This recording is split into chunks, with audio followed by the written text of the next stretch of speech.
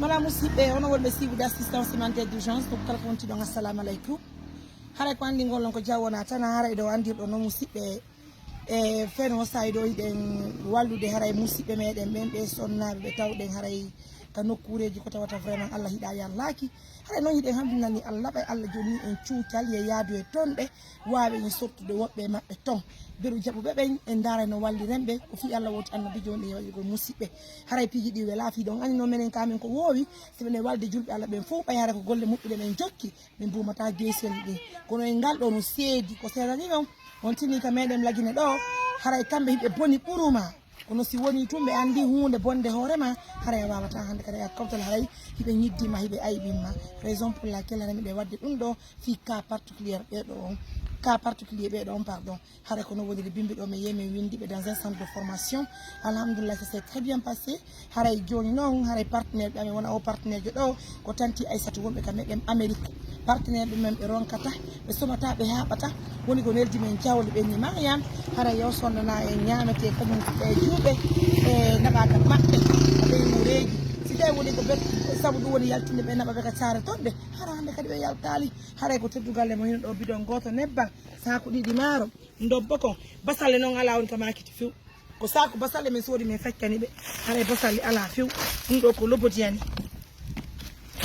e dum do ko petit déjeuner mabbe o woni do o yi sukkar no ga nebban no ga haray bira no ga biro assalamu alaikum wa fi biro na lato ko di adi ko ya fantome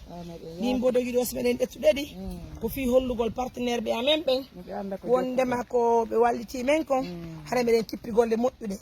wontini buyno jodi no habbiti mojo bere amen den jakkite golle de kono si tay woni meden huwondi be partenaire be no hani no hare menen ko dum do buri ko muri moƴƴande be hare ko sabu dum do nani on ya foto awa meden welti awa meden weltani on meden du'ani on awa yalla nawro on yeso Allah ko yalla nawro mo jobbere nde yeso Allah ko yalla okkoro moƴƴere adna e lahara Allah ko yalla wattango moƴƴere adna e lahara torkema Allah witti ko jiwo e andeji yalla itton e ande Allah ko yalla okkoro sabu moƴƴo onon e wonɓe wallodirde mo fopp muɗo yalla okko sabu amin ya rabbi yalla waɗan on coggu aljanna Allah barka miɗo welti barka meɗen weltani on meɗen weltani on meɗen du'ani on yalla nawro mo jobbere nde yeso barka nani on jarama na buy meɗen weltike nani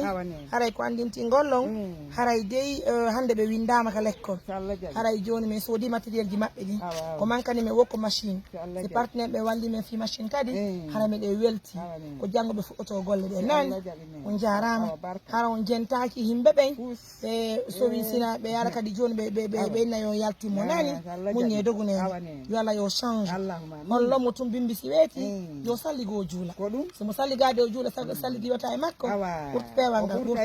nani barka mesdames messieurs merci de la fidélité de la confiance assistance humanitaire d'urgence le boulot n'est pas facile mais on dit alhamdoulilah c'est le travail qui paye mes amours nous on a les partenaires ont confiance en nous. Et nous aussi, nous avons des partenaires de confiance. Raison pour laquelle les activités avancent toujours. Et on dit Alhamdulillah. Nous failli Allah m'a pas Moussipe.